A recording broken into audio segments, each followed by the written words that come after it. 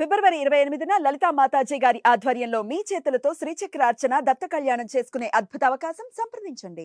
నమస్తే, welcome to Suman TV. నేను పద్మిని. ప్రస్తుతంతో పాటు ప్రముఖ ఆధ్యాత్మికవేత్త జ్యోతిష్య భాస్కర గడ్డమణుగు తేజస్వి శర్మ గారు మనతో పాటు ఉన్నారు. మాట్లాడదాం సార్. నమస్కారం అండి. నమస్కారం అమ్మా. ఇప్పుడు మీతో ఇంటర్వ్యూ చేయడానికి నాతో యాక్చువల్గా మీతో బోల్డన్ని ఆధ్యాత్మిక పరమైనటువంటి విషయాలు, జ్యోతిష్యానికి సంబంధించి బోల్డన్ని ఇంటర్వ్యూస్ చేయాలనేది నా వాంఛ. అది తీరనటువంటి పరిస్థితి. కానీ ఇలా కలవటం అనేది ఓ రకంగా సంతోషంగా ఉంది, ఓ రకంగా ఖచ్చితంగా మీరు ఏం చెప్తారో వినాలని కూడా ఉంది. అయితే ఈ టాపిక్స్ మాట్లాడటం చాలా చాలా బాధాకరం, శోచనీయమైనటువంటి పరిస్థితి. ఎందుకంటే పీఠాధిపతి స్థాయి రావటం అంటే పూర్వజన్మ సుకృతం. ఆయనని కొన్ని కోటాల మంది ఫాలో చేస్తున్నటువంటి సందర్భం.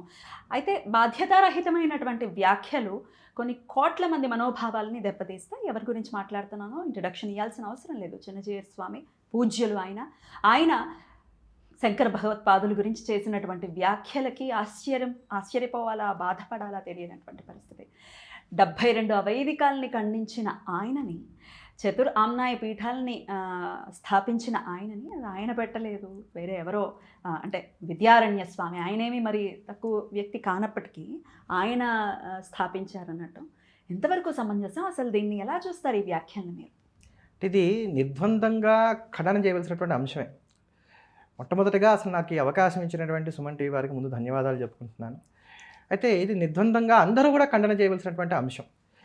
ఈరోజు స్మార్తులు అని చెప్పుకునేటువంటి ప్రతి వారు ఎవరైనప్పటికీ కూడా వీధిలోకి వచ్చి స్వామివారు మీరు ఏ ఆధారంతో ఈ మాటలు చెప్పారు అని చెప్పని వారిని ప్రశ్నించి సమాధానం రాబట్టవలసినటువంటి తరుణం ఇది. అంటే ఇప్పుడు విమతాల వారిని చూసుకున్నట్లయితే కనుక ఇప్పుడు వారికి మనమే ఒక ఆయుధాన్ని ఇచ్చినటువంటి వారం అయ్యాం. మా చేతుల్లో మాకు ఐక్యత లేదు, మేము ఇలానే కొట్టుకుంటూ ఉంటాం, మాకు ఇది అనాదిగా వస్తున్నటువంటి సంప్రదాయం మనమే చెప్తున్నటువంటి విషయంగా మనకు కనబడుతోంది. ఓ పక్క నల్లట పుస్తకాన్ని చంకన పెట్టుకొని వచ్చి నా మతంలోకి రా అనేటువంటి వాళ్ళు కొంతమంది ఉన్నటువంటి సమయంలో, అంటే మత మార్పిడులు విస్తారంగా జరుగుతున్నటువంటి ఈ సమయంలో, లవ్ జిహాదీ లాంటి వాటితో ఇంట్లో ఉన్నటువంటి ఆడపిల్లలను ఎత్తుకుపోతున్నటువంటి ఈ సమయంలో స్వధర్మాన్ని ఎలా కాపాడుకోవాలని చెప్పని తలమునకలమై మనమందరం ఉండి ఏదో ఇంట్లో చిన్నపాటి సంప్రదాయాలన్నా పాటించుకుంటూ మన పిల్లలకి కాస్త చిన్నపాటి సంప్రదాయాలు నేర్పుకుందాం అనుకునేటువంటి ఈ సందర్భంలో చాలా గురుతరమైనటువంటి బాధ్యత వహించి మాట్లాడవలసినటువంటి వారు, పూజ్యులైనటువంటి వారు, గురు సమానమైనటువంటి స్థానంలో ఉన్నటువంటి వారు చిన్నజీయర్ స్వామి వారు. కానీ వారు దానికి చాలా భిన్నంగా, వ్యతిరేకంగా సమాజంలో స్మార్త వైష్ణవ విద్వేషాలు రెచ్చగొట్టేటువంటి విధంగా రెండు సంప్రదాయాలను విడదీసేటువంటి వ్యాఖ్యలు చేయడం అనేది నిజంగా గర్హించవలసినటువంటి అంశం. ఇది మొదటిసారి కాదేమోనండి. ఇది మొదటిసారి కాదు. అంటే వివాదాస్పద వ్యాఖ్యలు చేయడం అనేది ఆదిగా వారికి వస్తున్నటువంటిదే. కొంతమంది నన్ను అడుగుతున్నటువంటి మాట ఏంటంటే, మీలో మీరు ఇలా మాట్లాడుకుంటూ ఉన్నట్లయితే మనం బయట వారికి ఆయుధంగా మారమా, ఎందుకు వారు ఏదో వ్యాఖ్య చేశారు ఏదో పెద్దవారు అని చెప్పి వదిలేయచ్చు కదా. ఇది చాలా మంది అడిగేటువంటి మాట కూడా. ఇప్పుడు నన్ను మీరు తిట్టారమ్మా, నేను వదిలేస్తాను, పోలే ఎవరి పాపాన వాళ్ళు పోతారని చెప్పి నేను ఇప్పుడు వదిలేస్తే చూసే వాళ్ళకి ఏమవుతుంది, ఇది నేను అంగీకరించినట్టుగా కనబడుతుంది వాళ్ళకి. ఇంకోటి ఖండన చేయకుండా ఇలా వదిలేస్తే తర్వాత తరాల వారికి ఇది నిజమేమో అని అనిపించవచ్చు. ఇప్పుడు చూడండి, పాత సినిమాలు కనుక మనం చూసుకున్నట్లయితే ఇప్పుడు లవకుశ సినిమా ఉంది, వాళ్ళు ఆధారం చేసుకుంది ఆనందరామాయణాన్ని. ఆనందరామాయణంలో ఆ చిన్నపాటి ఒక కథ లైన్ ఉంది, దాన్ని తీసుకుని వాళ్ళు డెవలప్ చేసుకున్నారు. కానీ లవకుశ సినిమాలో చూపించినటువంటి ఈ లవకుశలు రామచంద్రమూర్తితో యుద్ధం చేయడం ఏది కూడా వాల్మీకి రామాయణంలో లేవు. దాన్ని ఆ రోజుల్లో ఎవరు ఖండన చేయలే. దాంట్లో ఉన్నటువంటి పద్యాలు, పాటలు అవన్నీ కూడా రామభక్తి పెంపొందించేటువంటి విధంగా ఉన్నాయి కనుక అందరూ కూడా దాన్ని ఆస్వాదించాలి, చక్కగా సాగిపోయింది. ఇప్పుడున్న తరాల పిల్లలకి ఏమవుతుంది, నిజంగానే రాముడితో లవకుశలు యుద్ధం చేశారనుకుంటున్నారు. అందుకని ఇట్లా మనం ఉపేక్ష చేసామనుకోండి, అంటే నేను ఉదాహరణకి చెప్పాను ఇందాక ఆ సినిమా అనేటువంటిది, ఇలా ఉపేక్ష చేసుకుంటూ వెళ్ళిపోతే ఇలా ప్రతిదీ కూడా ఇదే అయిపోతుంది. దానికి తగ్గట్టుగా ఒకసారి కనుక మనం ప్రశ్నించలేదనుకోండి, రెండోసారికి మనమే అవకాశం ఇచ్చినటువంటి వారం అవుతాం. అదే ఇందాక మీరు అడిగింది, ఇది మొదటిసారి కాదేమో అని అన్నారు మీరు. అంటే వారు మొదటి నుంచి కూడా ఏదో ఒక వ్యాఖ్య చేయటం, దాని ద్వారా వారు బాగా హైలైట్ అవ్వడానికి ప్రయత్నం చేయడం, ఇది మరి బహుశా వారి ప్రణాళిక ఏమో అని చెప్పి నేను అనుకుంటున్నాను. ప్రణాళిక అనుకోవచ్చు. ఎందుకంటే ఇప్పుడు సమతామూర్తిని వారు స్థాపన చేశారు. సమతామూర్తిని మేము స్థాపన చేశాం కనుకే స్మార్తులందరూ కూడా రగిలిపోతున్నారు అనుకునేటువంటి మాటని లోకంలోకి తేవడం కోసం అని చెప్పని అదేమన్నా కుట్రగా కుతంత్రంగా చేసి ఉండొచ్చు. ఎందుకంటే సమతామూర్తిని స్థాపన చేసినప్పుడు నిజంగా అందరం కూడా సంతోషపడ్డాం. ఏ సంప్రదాయం అయితే ఏమైందమ్మా, ఆచార్య నిష్టను కలిగి ఉన్నారు, చాలా చక్కగా వెళ్తున్నారు. మన హిందూ ఇప్పుడు స్టాచ్యూ ఆఫ్ ఈక్వాలిటీ అని అన్నారు, సమతామూర్తి అని అన్నారు. సరే, అక్కడ సమానత్వం చూపెడుతున్నారు లేదా తర్వాత దాని గురించి చెప్తాను. ఇప్పుడు ఆ సమతామూర్తి ఎదురుకుండానే కూర్చొని ఆ స్థాపన చేసినటువంటి రోజున మీరు అన్నది ఏమిటి, జగద్గురువు అనే దాని మీద చాలా వివాదాస్పదమైనటువంటి వ్యాఖ్య చేశారు. మళ్ళా అదే వేదిక మీద ఈ రోజున ఆ సమతామూర్తికి సంబంధించినటువంటి 108 దివ్య దేశాలు ఎక్కడైతే సుప్రతిష్ఠితం మీరు చేశామని అనుకుంటున్నారో ఆ ప్రాంతంలోనే బ్రహ్మోత్సవాల సందర్భంగా మళ్ళీ ఈరోజు ఈ వ్యాఖ్యలు చేశారు శంకరాచార్యుల వారి మీద. అంటే శంకరాచార్యుల వారి యొక్క పేరు ఎత్తవలసినటువంటి అవసరం అసలు లేదు. పైగా ఈ వ్యాఖ్యలు చేసినటువంటి సమయం, దాని ముందు వారు మాట్లాడింది కావచ్చు, దాని తర్వాత వారు మాట్లాడింది కావచ్చు, మనం చూసుకున్నట్లయితే ఈ వ్యాఖ్యలకు ముందు వెనక ఉన్నటువంటి వాటిని జోడించుకున్నాం. అసలు సంబంధం లేదు కదమ్మా, అసలు సంబంధం లేదు అనుకోవాలి. ఇప్పుడు నేను ఏదైనా ఒకటి మాట మాట్లాడుతున్నాను అని అంటే నా మనసులో ఏదో ఒక ఉద్దేశం లేకపోతే మాట రాదుగా. నాకు ఆకలి వేస్తుంది అని అంటే నాకు నిజంగానే కడుపులో ఏదో బాధ ఉంది, అది తింటే కానీ ఆకలి బాధ నాకు తీరదు, అందుకే నాకు ఆకలి వేస్తుంది నేను అడుగుతా. అట్లా ఏదో ఒకటి మనం ఒక మాట బయటికి మాట్లాడామంటే దానికి ఒక అర్థం ఉంటుంది. ఎదుటివాడిని తిట్టామంటే వాడి మీద కోపం ఉంటుంది, విమర్శించామంటే వాడి మీద ద్వేషం ఉంటుంది, అట్లా ఏదో ఒకటి ఉంటుంది. అలా ఇక్కడ అసందర్భంగా ఎవరో వారిని అడిగింది కూడా పోనీ లేదు, ఏమండి ఆమ్నాయ పీఠాలు శంకరాచార్యుల వారే పెట్టారా, శంకరాచార్య వారు గొప్పవారా, రామానుజాచార్యుల వారు గొప్ప, ఇట్లాంటి ప్రశ్నలు కూడా ఎవరు వేసింది కూడా ఏం లేదు. అక్కడ వారేదో ఉపన్యసిస్తూ బదరికాశ్రమంలో ఉండేటువంటి ఆ దీప విశిష్టత చెప్తున్నారు. 6 మాసాలు అది వెలుగుతూ ఉంటుంది నిరంతరాయంగా చెప్తూ అక్కడ ఎత్తుకున్నారు దీన్ని. అసలు అక్కడ చెప్పాల్సిన అవసరం లేదు. దివ్య దేశాల్లో ఒకటి నారాయణ అష్టాక్షరి ప్రభవించినటువంటి చోటు, మన రామానుజ సంప్రదాయానికి సంబంధించినటువంటి వారికి మరింత విశిష్టమైనటువంటి క్షేత్రం. ఇలా వారు ఎంతైనా చెప్పుకోవచ్చు, రామానుజ వైభవం చెప్పుకోవచ్చు, ఆళ్వార్ల వైభవం చెప్పుకోవచ్చు, అక్కడ ఉన్న 108 దివ్య దేశాల వైభవాలు ఎంతైనా చెప్పవచ్చు. దాంట్లో అప్రస్తుతంగా దీన్ని ఎత్తుకోవాల్సినటువంటి అవసరం లేదు. అయినా ఎత్తుకున్నారని అంటే వారికి ఏదో దురుద్దేశమో కుట్రో లేకపోతే ఏదో ఒక వివాదం చేయాలనో లేకపోతే రెచ్చగొట్టాలనో, రెచ్చగొట్టిన తర్వాత స్మార్తులందరూ మాట్లాడుతున్నట్లయితే చూసావా స్మార్తులు వైష్ణవుల మీద పడి ఏడుస్తున్నారు అనేటువంటి భావాన్ని సమాజంలోకి జొప్పించడం కోసమనో ఏవో ఒకటి అయి ఉండాలి కదా. లేకపోతే చరిత్రని వక్రీకరణ చేస్తూ అలవోకగా సత్యదండం పట్టుకుని అన్ని అసత్యాలు చెప్పాల్సిన అవసరం ఏమొచ్చింది, లేదు కదమ్మా. విద్యారణ్య స్వామిని అన్నటువంటి లైన్లో ఆయన ఒక గైడ్గా కూడా అభివర్ణించారు. దీని గురించి వాట్ ఈస్ యువర్, మీరు ఎలా గైడ్ అంటాం అనే దాన్ని నిజంగా గర్హించాలి.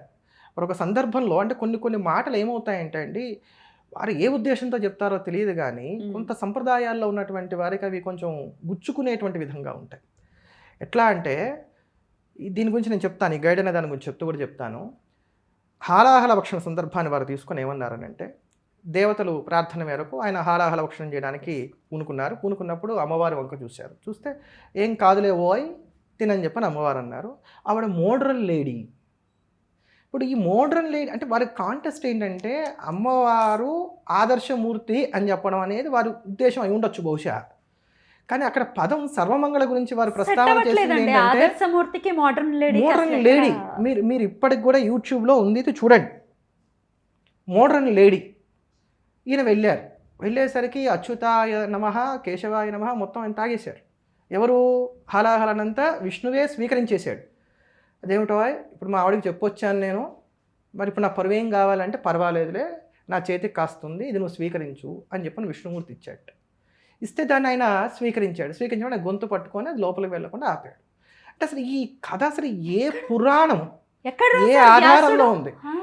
వ్యాసప్రోక్తమైనటువంటి భాగవతంలో కావచ్చు, మిగతా పురాణాల్లో కావచ్చు, అసలు ఎక్కడా మనకు కనబడదు.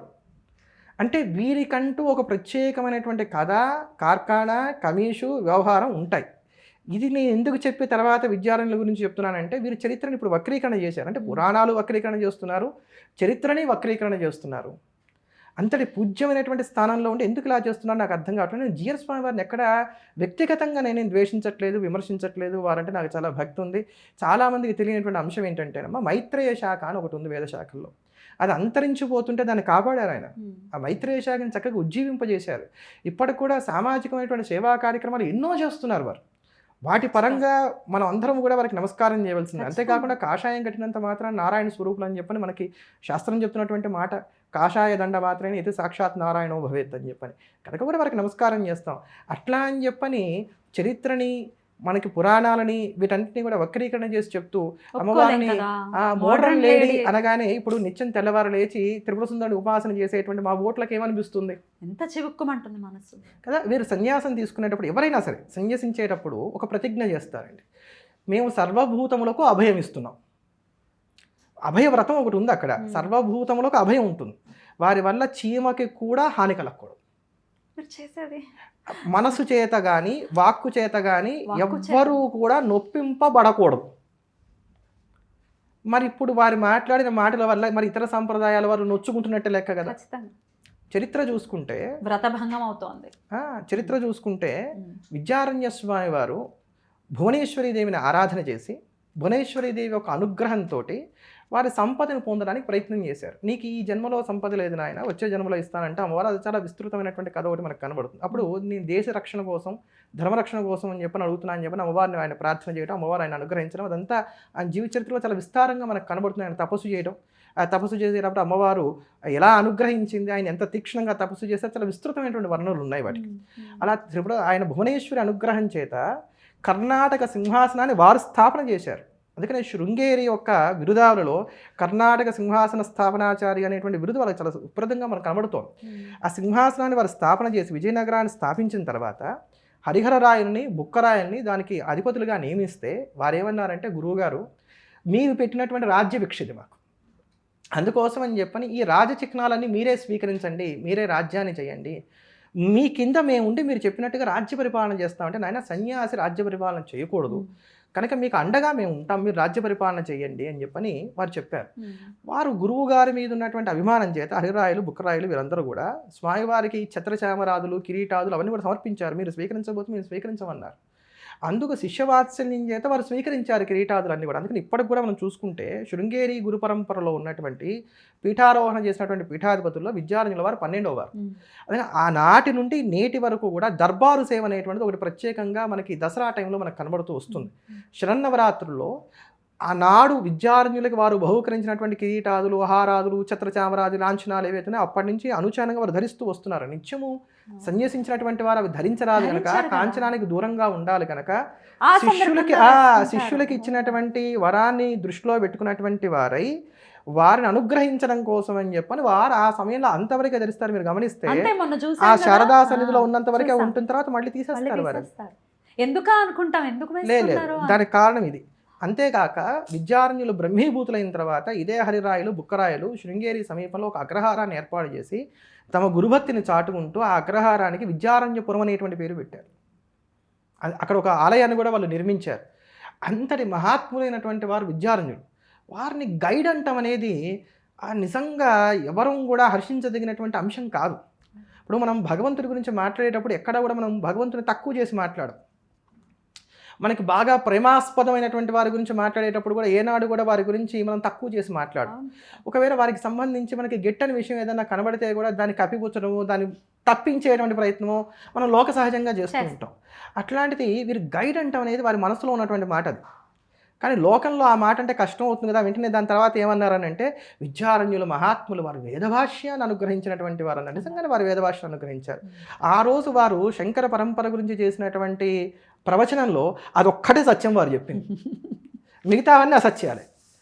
మన అమోఘ సత్యవచస్కుడైనటువంటి రామచంద్రమూర్తి మూలం ఉంటూ ఆ రామచంద్రమూర్తిని నిత్యం ఆరాధన చేసేటువంటి వారు అయి ఉండి రామచంద్రమూర్తి సాక్షిగా ఇన్ని అసత్యాలు పలకడం అంటే నిజంగా వారి పూర్వజన్మ ప్రారంభంగానే అది నేను భావన చేస్తాను. మరి దానివల్ల ఏం కలుగుతుంది, ఫలితం ఎలా ఉంటుంది అనేది దైవేచ్ఛ, దానికి మనకు సంబంధం లేదు. అయితే స్వామివారు ఇలా ఎందుకు చేశారు అంటే, బహుశः మమ మాయా దురత్యయ అని చెప్పని పరమాత్మ గీతలో చెప్పినట్టుగా ఆయన మాయ ఎవరికి కూడా దాటరాంది కనుక ఆ మాయా పరవశులు అయ్యే వారు ఎవరు ఇలా వ్యాఖ్య చేసి ఉంటారని అనుకుంటున్నాను. కనుక విద్యారణ్యుల విషయంలో వారు చేసినటువంటి గైడ్ అనేటువంటి పదం ఏదైతే ఉందో, సంబోధన ఏదైతే ఉందో, అది ఎవ్వరైనప్పటికీ కూడా గర్హించవలసిందే ఖచ్చితంగా. ఇక శంకర్ల విషయానికి వస్తే పరమశివుడే ఆయన అంశగా ఖచ్చితంగా భూలోకానికి ఆయన అంశను పంపించారని చెప్పేది శాస్త్రవచనం. ఏదో మనకిష్టం వచ్చిన మాటలు లేకపోతే మనం అభిమానంతో చెప్పేసేటటువంటి మాటలు కాదు. అతి పిన్న వయసు 32 సంవత్సరాలు అంటే చాలా చిన్న వయసు. 3 సార్లు భారతదేశం కాలినడకన పర్యటించడం ఏమిటి, సాక్షాత్తు పరమశివుడే 5 లింగాల్ని ఆయనకి ఇవ్వటం, దత్తుడి పర్యవేక్షణలో ఇవన్నీ జరగటం, ఆ లింగాల్ని ప్రతిష్ఠించడం అనేది కూడా వింటూ ఉన్నాం, చదువుకుంటూ ఉన్నాము. ఇంత ఇంత సామాన్యులు, చాలా సామాన్యురాలు నేనే తెలుసుకుంటూ ఉన్నప్పుడు ఇటువంటి వ్యాఖ్యలు చేయటం అసలు దీని గురించి కూడా ఒకసారి మనం మాట్లాడుకుందాం. శంకర్లే ఇచ్చారు ఆ లింగాల్ని అని అంటారు కదా, దాని గురించి ఒక్కసారి. ఇక్కడ ఏంటంటమ్మా, శంకరుల యొక్క అంశ కాదు, సాక్షాత్తు శంకరుడే వచ్చాడు. శంభోర్మూర్తిర్ భువనచరితే శంకరాచార్య రూప. ఈ మాట కూడా మనకి విద్యార్థుల వారు చెప్పినటువంటి మాట. విద్యారణ్యుల వారు స్వామి 19 గ్రంథాలు రాశారు శంకర్ల మీద అని చదవటం జరిగింది. అనేకమైనటువంటి శంకర విజయాలు ఉన్నాయండి. అంటే విద్యారణ్య స్వామి వారి కన్నా కూడా పూర్వమే అనేకమైన శంకర విజయాలు ఉన్నాయి. వాటన్నిటినీ కూడా క్రోడీకరణ చేస్తూ వాటి యొక్క సారాంశ రూపంగా నేను మరొక శంకర విజయాన్ని రచిస్తున్నాను అని చెప్పని మాధవీయ శంకర విజయానికి ప్రారంభంలో వారే చెప్పారు. ఆ మాట చెప్తూ ఇప్పటికే ఉన్నప్పుడు మళ్ళీ నువ్వెందుకు రాస్తున్నావు నన్ను అడగచ్చు ఎవరైనా. పంచామృతాల్లో ఒక్కొక్క తీపి చేరడం వల్ల ఆ పంచామృతానికి ఎలా అయితే అదనపు రుచి చేరుతూ వస్తుందో అలా నేను రాసినటువంటి ఈ శంకర విజయం మరింత హాయిని గొలుపుతుంది లోకానికి అనేటువంటి కారణం చేత రాస్తున్నాను అనేటువంటి ఉపమానాన్ని కూడా వారు అక్కడ మనకు చూపెడతారు. అయితే శంకరుల దగ్గరికి దేవతలందరూ వెళ్ళారట. కైలాసానికి వెళ్ళి బౌద్ధ జైనాలు ప్రబలి ఎక్కడ యజ్ఞయాగాది క్రతువులు జరగనటువంటి స్థితి ఏర్పడింది లోకంలో. అందుకోసం అని చెప్పని మీరు భూమి మీద అవతరించి జ్ఞానాన్ని లోకానికి ఉపదేశం చేయవలసింది అని చెప్పని ప్రార్థన చేశారు. మనం గమనిస్తే అండి, ఎప్పుడు కూడా హరిహరులు ఇద్దరు కూడా అవినాభావ సంబంధాన్ని కలిగి ఉంటారు. వీరికన్నా ముందు జరిగినటువంటి ద్వాపరయుగంలో ఏం జరిగిందండి, సాక్షాత్తు నారాయణుడు బాదరాయణుడిగా వచ్చి అష్టాదశ పురాణాలను బ్రహ్మసూత్రాలను ఇవన్నీ కూడా అనుగ్రహించాడు. అంటే సాహిత్యం అంతా ఆయన ఇచ్చేసాడు. ఇప్పుడు ఆ సాహిత్యం నుంచి రావాల్సినటువంటి సారాన్ని వంట పట్టించుకోవడం అనేది మృగ్యమైంది కనుక దాన్ని అందించడం కోసం అని చెప్పని శివుడు వచ్చాడు. ఆ శివుడు ఆ శివుడు శంకరాచార్యుల వారుగా వచ్చారు. ఆయన పేరు కూడా శంకరుడే. శంకరోతి ఇది శంకర, శాశ్వతమైనటువంటి శుభాన్ని ఇచ్చేటువంటి వాడు. శాశ్వతమైన శుభం అంటే మోక్షం తప్ప ఇంకో మార్గం ఉండడానికి ఆస్కారం లేదు కనుక వారి నామమే చెప్తోంది వారి అవతారం ఉద్దేశం ఏమిటి అనేటువంటిది. అలా అవతరించడం, వారు అవతరించిన తర్వాత వారు కైలాసానికి వెళ్ళారని మళ్ళీ తిరిగి ఆ కైలాసంలో పరమేశ్వరుడు వారికి 4 లింగాలు ఇచ్చారని, ఆ 4 లింగాలను తీసుకొచ్చి ఈ చిత్రామనాయ పీఠాల్లో ఏర్పాటు చేశారని. 5 కాదండి, అంటే ఇక్కడ అభిప్రాయ భేదాలు కొన్ని ఉన్నాయి. ఒప్పుకోరు, ఒప్పుకుంటాము ఒప్పుకోమని ఏం కాదు. దీంట్లో కాస్త అభిప్రాయ భేదాలు ఉన్నాయి. వీటిలో మనం ఏం అనుకోవాల్సినటువంటి అవసరాలు లేదు. 5 లింగాలు ఉన్నప్పుడు కంచి చేరుతోంది, 4 లింగాలు ఉన్నప్పుడు కంచి చేరట్లేదు.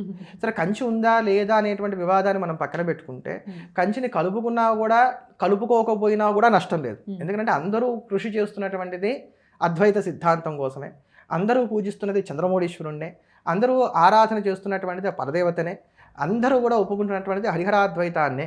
అలాంటప్పుడు ఇంకా దాంట్లో మనకేం పెద్దగా ఇబ్బందులు పడాల్సినటువంటి అవసరాలు లేవు. అలా వారు తీసుకొచ్చారని ఆ సందర్భంలోనే సౌందర్యలహరి వారు భూలోకానికి తీసుకొచ్చారని చెప్పని మహాస్వామి వారు చెప్పినటువంటి మాట. అయితే ఆ సౌందర్యలహరిని తీసుకొస్తున్నప్పుడు ఇదంతా భూలోకానికి వెళ్ళిపోతే కష్టమని చెప్పని నందీశ్వరుడు అడ్డగించాడని, కొంత భాగాన్ని వారు స్వీకరించారని. అందుకని సౌందర్యలహరిలో ఉండేటువంటి మొదటి భాగం ఏదైతే ఉందో అదంతా కూడా మంత్రభాగంగా ఉంటాం, తర్వాతి భాగం అంతా కూడా శంకరులు తాము పూరణ చేశారని. అందుకని ఇదంతా కూడా అమ్మవారి యొక్క పాదాది కేశాంత వలనగా సాగింది అనేటువంటి మాట మనకి కొంతమంది వ్యాఖ్యానకారులు దానికి రాసినటువంటి దాంట్లో చెప్పేటువంటి మాట. అయితే దానికి ప్రమాణాలు మనకి లేవు. అనుశ్రుతంగా వస్తోంది అని అంటే ఎవరో తమ అనుభవంలో తెలుసుకొని ఉండాలి. ఇప్పటికే మనం పోగొట్టుకున్న సాహిత్యం చాలా ఉంది కనుక వారి అనుభవంలో ఏదో ఒక గ్రంథంలో చూసుంటారు, చెప్పుంటారు. అట్లా కైలాసం నుంచే అవి వచ్చాయి. వారి యొక్క అష్టోత్తరంలో కూడా ఆ నామం ఉంటుంది. కైలాస సంప్రాప్త చంద్రమౌళీశ్వర పూజకాయ నమః అనుకుంటా, ఒకవేళ నేను తప్పు కాకపోతే ఆ నామం దానికి అర్థం ఇంచుమించుగా అలానే వస్తుంది. అంతేకాక వీటితో పాటు రత్నగర్భ గణపతిని కూడా ఇచ్చారు ఈశ్వరుడు. అందుకని మీరు శృంగేరి వెళ్తే అక్కడ చంద్రమౌళీశ్వరుడితో పాటు రత్నగర్భ గణపతి మనకి దర్శనమిస్తారు. మీరు ఎప్పుడైనా సరే మనకి ఇవాళ రేపు లైవ్లో కూడా మనకు కనబడుతోంది. శృంగేరి శ్రీవారు చక్కగా శుక్రవారం పూట స్వామివారి చంద్రమౌళీశ్వర పూజ, శ్రీచక్రార్చన అని మనకు కనబడుతుంటాయి. అప్పుడు చూడండి, వారు ముందు గణపతికి పూజ చేస్తారు. ఆ గణపతి రత్నగర్భ గణపతి, కైలాసం నుంచి వచ్చినటువంటి గణపతి. ఆ రత్నగర్భ గణపతి యొక్క అనుష్ఠానం వలనే అక్కడికి వచ్చేటువంటి, అంటే శృంగేరి మహాసంస్థానం అంటున్నాం, అక్కడికి వచ్చేటువంటి వారందరూ కూడా నిరతానదానాలు కావచ్చు, ఇవన్నీ కావచ్చు హాయిగా సాగుతున్నాయి అని చెప్పని, సిద్ధి బుద్ధి అవన్నీ వారి వలనే కలుగుతున్నాయని చెప్పని ప్రతీతి. అందుకే ఆ రత్నగర్భ గణపతిని, ఆ చంద్రమౌళీశ్వర లింగాన్ని వారు కైలాసం నుంచి తీసుకొచ్చారు. అయితే మిగతా పీఠాల్లో కేవలం చంద్రమౌళీశ్వర లింగాలే ఉన్నాయి కానీ రత్నగర్భ గణపతి లేదు. శృంగేరి యందు మాత్రమే ఇది మనం విద్యమానంగా దర్శనం చేయడానికి అవకాశం ఏర్పడుతుంది. అందుకని చెప్పని వారు కైలాసం నుంచి తీసుకొచ్చారు చంద్రమౌళీశ్వర లింగాలు అనేది వాస్తవమే, సాక్షాత్తు శంకరుడే కైలాసానికి వెళ్ళి వారి యొక్క బింబ ప్రతిబింబంలాగా ఇంకా ఉన్నటువంటి శంకరుడి దగ్గర సంభాషణ చేసి అక్కడ ఉన్నటువంటి ఆ 4 లింగాలు తీసుకొచ్చారని మనం భావన చేయొచ్చు. 4 అయితే 4, 5 అవుతాయి. ఇక చతురామ్నాయ పీఠాలు ఏవైతే ఉన్నాయో అవి ఖచ్చితంగా శంకరులు స్థాపన చెయ్యలేదు అని చాలా కాన్ఫిడెంట్గా చెప్పేశారు ఆయన. ఏం చెప్తారు దీనికి? అంటే కాన్ఫిడెంట్గా అబద్ధాలు చెప్పొచ్చు అనేది వారిని చూసి మనం తెలుసుకోవాలి. అప్పుడు అంటే అబద్ధం వా సుబద్ధం వా కుంతీపుత్రో వినాయక అని చెప్పని ఒక మాట ఉంది. అంటే నువ్వు అబద్ధం చెప్పు, ఎలా అన్నా చెప్పు, నువ్వేమన్నా అనుకో, కుంతీపుత్రుడు వినాయకుడు అంటే వినాయకుడే. ఇప్పుడు వారి ఫాలోవర్స్ కూడా అలానే ఉన్నారు. వాళ్ళ ఫాలోవర్స్ కూడా అలానే ఉన్నారు. వారు ఎప్పుడు ప్రస్తావన చేసినమ్మా శంకరాచార్య వారి విషయంలో వారు 32 ఏళ్ళే జీవించారనే దాన్ని ఒత్తి చెప్తూ ఉంటారు. మరి ఎందుకు చెప్తారో నాకు తెలియదు. రామానుజులు 100 ఏళ్ళు జీవించారు, శంకరులు 32 ఏళ్ళు జీవించారు అనేటువంటి కంపారిజేషన్ ఎక్కువగా కనబడుతూ వస్తుంది. అయితే ఇటీవల వీరు చేసిన వ్యాఖ్యలో మాత్రం రామానుజుల పేరు కాకపోయినా శంకరాచార్య వారు 32 ఏళ్ళే జీవించారనే మాట మళ్ళా కూడా నొక్కే చెప్పారు. అయితే వయసుకి సిద్ధాంతానికి జ్ఞానానికి అసలు సంబంధం అయితే లేదు. ఇప్పుడు అదే చెప్తున్నాను, ధ్రువుడు కావచ్చు, ప్రహ్లాదుడు కావచ్చు, వీరందరికీ కూడా భగవంతుడు సాక్షాత్కరించినప్పుడు వాళ్ళేమో పండు ముసలుడు గారు. అందుకని చెప్పండి, మరి వయసుతో ఏమి సంబంధమో నాకు ఈ రోజు కూడా నాకు అర్థం కావట్లేదు. అయితే శంకరాచార్యుల వారు హిమాలయాలకు వెళ్ళిపోయారు, అక్కడికి వెళ్ళి వారు అంతర్హితులు అయిపోయారు, మళ్ళీ తిరిగి రాలేదు కనుక ఈ పీఠాలు వారు ఏర్పాటు చేయలేదు. తర్వాత వచ్చినటువంటి విద్యారణ్యులు ఈ పీఠాలు ఏర్పాటు చేశారని వారు చెప్పారు. కానీ చరిత్ర కనుక మనం చూసుకున్నట్లయితే శృంగేరి జగద్గురు పరంపరలో 12వ పీఠాధిపతులు విద్యారణ్యులు. శంకరాచార్యుల వారే పీఠాన్ని ఏర్పాటు చేయకపోతే వీరు 12వ వారు ఎలా అవుతారు? ఇది ఎలాంటిదంటే నా నుంచి కొడుకు పుట్టలేదు, నా కొడుకు కడుపునే నేను పుట్టాను లాంటిది. కానీ ఇది సాధ్యపడేటువంటి అంశం కాదు. అయితే ఇక్కడ ఈ వ్యాఖ్యల్లోనే వారు ఇంకో మాట ఏం చేశారంటే విద్యారణ్యులు మహాపండితులు, వారు వేదములకు భాష్యమును రచించారు అని చెప్పని వారిని పొగిడారు. అంటే విద్యారణ్యులు మహాత్ములను అంగీకరించారు, అదొకటే వారు చెప్పినటువంటి సత్యం కూడా. ఆ విద్యారణ్యులు రాసినటువంటి మాధవీయ శంకర విజయంలోనే శంకర భగవత్పాదాచార్యుల వారు చతురామ్నాయ పీఠములను ఏర్పాటు చేశారనే దానికి చక్కటి ప్రమాణాలు మనకు కనబడుతున్నాయి. దాంట్లో మనం చూసుకుంటే మాధవీయ శంకర విజయం మొత్తం 16 సర్గలుగా ఉంటుంది. అందులో 6వ సర్గలో 51వ శ్లోకంలో మోహస్సంత మసవాసర నాథాం తత్ర తత్ర విడివేశ్య వినేయాన్ పాలనాయ పరతత్వ శరణ్య మాముపైష్యసి తతఃకృత కృత్య అనేటువంటి ఒక శ్లోకం కనబడుతుంది. సందర్భం ఏమిటంటే శంకరాచార్యుల వారు బదరికాశ్రమానికి వెళ్ళి బదరికాశ్రమంలో ప్రస్థానత్రయానికి భాష్యములు రాసిన తర్వాత ఆ పాఠం చెప్పడం కోసమని కాశీకి వచ్చి కాశీలో ఉన్నటువంటి శిష్యులందరికీ పాఠం చెప్తూ ఉంటారు. అక్కడికి చండాలుడి యొక్క వేషంలో విశ్వనాథుడు వస్తాడు. ఈ సందర్భం మనందరికీ తెలిసినటువంటిది. ఆ వచ్చినటువంటి వారు విశ్వనాథుడు అని చెప్పని తెలుసుకొని వారికి వీరు నమస్కారం చేయడం అని జరిగినప్పుడు విశ్వనాథుడు చెప్తున్నటువంటి మాటలు ఇవి శంకరాచార్యుల వారిని ఉద్దేశించి, నాయన నీవు పీఠస్థాపనలు చేసి లోకహితం కోసం అని చెప్పని ఈ జైవ బ్రహ్మైక్య జ్ఞానమును అందరికీ అందించు అని చెప్పని వారు చేసినటువంటి బోధ ఇది. అంటే దీన్ని బట్టి శంకరాచార్యుల వారిని పీఠస్థాపన చేయమని చెప్పని సర్వేశ్వరుడే నిర్దేశం చేశాడనేటువంటి మాట మనకి దీన్ని బట్టి అర్థమవుతుంది. దీని తర్వాత మళ్ళీ మనకి ఇంకొక సందర్భం ఎక్కడ కనబడుతుందంటే మళ్ళీ మనం చూసుకున్నట్లయితే 10వ సర్గలో 71వ శ్లోకాన్ని తీసుకుంటే తస్మాద్ అస్మత్ కల్పితేష్వచ్యమానా స్థానేషు త్వం శరధాఖ్యా దిశంతి ఇష్టాన్ దృశ్యస్య శృంగాదికేషు క్షేత్రేష్వస్వ ప్రాప్త సత్సన్నిధాన అనేటువంటి ఒక శ్లోకం మనకు కనబడుతోంది. ఇది ఎక్కడిది అంటే శారదాదేవిని వారు ప్రార్థన చేస్తున్నటువంటి సందర్భం. మండనమిశ్రుడి యొక్క భార్య ఉభయభారతీదేవి, ఆవిడ సాక్షాత్తు సరస్వతీదేవి శాపవశాన భూలోకాన్ని అవతరించింది అని చెప్పని ఆ వృత్తాంతం అంతా కూడా ఇక్కడ ఈ 10వ సర్గలో చాలా విస్తారంగా మనకు కనబడుతుంది. మండనమిశ్రుడి వాదనలో ఓడిపోయిన తర్వాత ఆవిడ తన అవతార పరిసమాప్తి చేసి స్వస్థానానికి వెళ్తున్నప్పుడు వారు అమ్మవారిని ప్రార్థన చేస్తున్నటువంటి అంశం, నేను భవిష్యత్తులో శృంగేరి మొదలైనటువంటి క్షేత్రాల్లో స్థాపన చేయబోయేటువంటి పీఠాలలో నువ్వు విద్యమానంగా ఉండి అందరినీ అనుగ్రహించాలి. దానికి ఆ తల్లి తదేతి తదాస్తు అని పలికి అంతర్హితురాలైంది. అంటే దీన్ని బట్టి కూడా వారికి ప్రణాళిక ఒకటి ఉంది. శివుడి యొక్క ఆజ్ఞ కలిగింది, తర్వాత వారు శారదాంబను ఆశ్రయించారు, శారదాంబ దానికి తదాస్తు అని చెప్పని అనుగ్రహ వాక్యాలు పలికింది.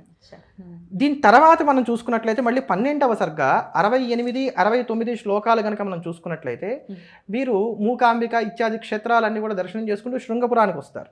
ఆ శృంగేరికి వచ్చినప్పుడు ప్రకల్ప్య తత్రేంద్ర విమానకల్పం ప్రాసాద మావిష్కృత సర్వశిల్పం ప్రవర్తయామాస సదేవతాయా పూజ మాజాద్వైరపి పూజితాయై అనేటువంటి ఒక శ్లోకం మనకు కనబడుతోంది. అక్కడ విమానకల్పం అంటే అక్కడ అద్భుతమైనటువంటి ఒక ఆలయాన్ని నిర్మింపజేశారు. శృంగేరిలో ఆలయాన్ని నిర్మింపజేసి అక్కడ శారదాంబను ఆయన ప్రతిష్ఠ చేశారు. ఆవిడకి చక్కగా పూజా పునస్కారాదులన్నీ కూడా ఏర్పాటు చేశారు. యా శారదాంబేత్య విదాం వహంతి కృతాం ప్రతిజ్ఞాం ప్రతిపాలయంతి అద్యాపి శృంగేరీపురే వసంతి ప్రజ్యోతతే అభీష్టవరాన్ దిశంతి. దానికి కొనసాగింపుగా తర్వాత వారు చెప్తున్నటువంటి శ్లోకం అన్నమాట ఇది. ఆవిడ ప్రతిజ్ఞ చేసింది కదా, నువ్వు ఎక్కడికి పిలిస్తే అక్కడికి వచ్చి నేను విద్యమానంగా ఉంటానని. అందుకని ఆ ప్రతిజ్ఞ నిలబెట్టుకొని అద్యాపి నేటికి కూడా శృంగేరిపురే వసంతి, ఇప్పటికి కూడా ఆవిడ శృంగేరిలో వసిస్తోంది. ప్రజ్యోతదే అభీష్టవరాన్ దిశంతి, తనను ఆశ్రయించినటువంటి వారందరికీ కూడా కావలసిన వరాలన్నీ కూడా చక్కగా అనుగ్రహిస్తోంది. అంటే శృంగేరిలో వీరు పీఠం ఏర్పాటు చేశారు. చాలా స్పష్టంగా ఇక్కడ మనకు కనబడుతున్నటువంటి మాట ఇది. దీని తర్వాత మళ్ళీ చిట్ట 16వ సర్గకి వెళ్ళండి. ఈ 16వ సర్గలో 93వ శ్లోకాన్ని కనుక మనం తీసుకున్నట్లయితే, ఇది మునిరతి తుష్టో అధ్యక్ష్య సర్వజ్ఞపీఠం నిజమత గురుతాయై నో పునర్నాహేతో కతిచన వినివేశ్యాచర్ష శృంగాశ్రమాదౌ మునిరథ వదరిం సంప్రాప కైచిత్స్య శిష్యై అనేటువంటి ఒక శ్లోకం మనకు కనబడుతోంది. ఇది మనకి 16వ సర్గలో 93వ శ్లోకం. వారు సర్వజ్ఞ పీఠాన్ని ఆరోహణ చేశారు. అక్కడ కూడా చాలా చక్కటి వివరణ చేస్తారు విద్యారణ్య స్వామి వారు. వారు సర్వజ్ఞ పీఠాన్ని ఆరోహణ చేయాల్సిన అవసరం వారికి ఏమి లేదు. ఎందుకంటే జీవబ్రహ్మైక్య జ్ఞానాన్ని కలిగినటువంటి వారికి ఇది కావాలి ఇది వద్దు అనేటువంటిది ఏది ఉండదు కనుక, లోకములో తమ సిద్ధాంతాన్ని ప్రతిపాదన సమగ్రంగా చేయడం కోసం అని చెప్పని సర్వులు దాన్ని అంగీకరించేటట్టుగా చేయడం కోసం అని చెప్పని సర్వజ్ఞ పీఠ ఆరోహణ చేసిన తర్వాత అప్పుడు వారు అంటున్నటువంటి మాట ఇది, ఇంకా నేను చేయవలసిందంతా అయిపోయింది, 4 పీఠాల్లోనూ 4 శిష్యులను ఏర్పాటు చేశాను కనుక ఇక్కడ ఇప్పుడు నేను నాకు మిగిలినటువంటి ప్రధానమైనటువంటి శిష్యుల్ని గ్రహించినటువంటి వాడనై నేను ఇతరత్రా స్థానాలకు వెళ్తాను, ఏది మన కేదారం ఇత్యాది స్థానాలకు వెళ్తానని చెప్పని దానికి సంబంధించినటువంటి దానికి ఉపోద్ఘాతంగా చెప్పినటువంటి శ్లోకం అన్నమాట ఇది. అంటే దీన్ని బట్టి వారు సర్వజ్ఞ పీఠారోహణ చేసేటువంటి సమయానికి 4 పీఠాలు వారు స్థాపన చేశారు, చిత్రామ్నాయ పీఠాలు ఏర్పాటు చేశారు. దాంట్లో శృంగేరి మొదలైనటువంటి వాటిలో శిష్యుల్ని ఏర్పాటు చేశారు. ఈ మాట చెప్పారు.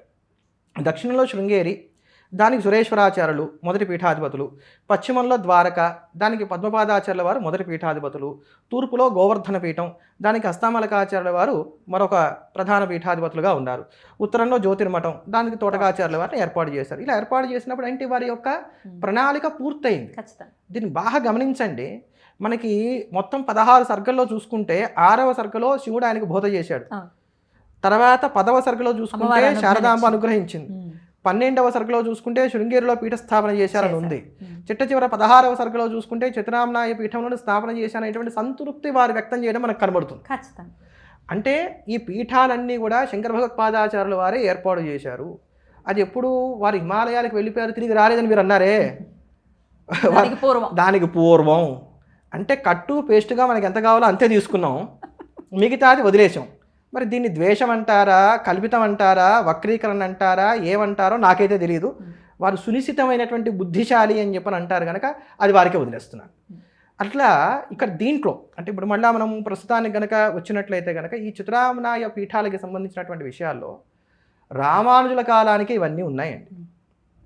పురి తీసుకోండి, పురి క్షేత్రాన్ని తీసుకుంటే ఈ రోజు కూడా రథోత్సవంలో మొట్టమొదటిగా జగన్నాథుని పూజించేవారు ఎవరో చెప్పండి?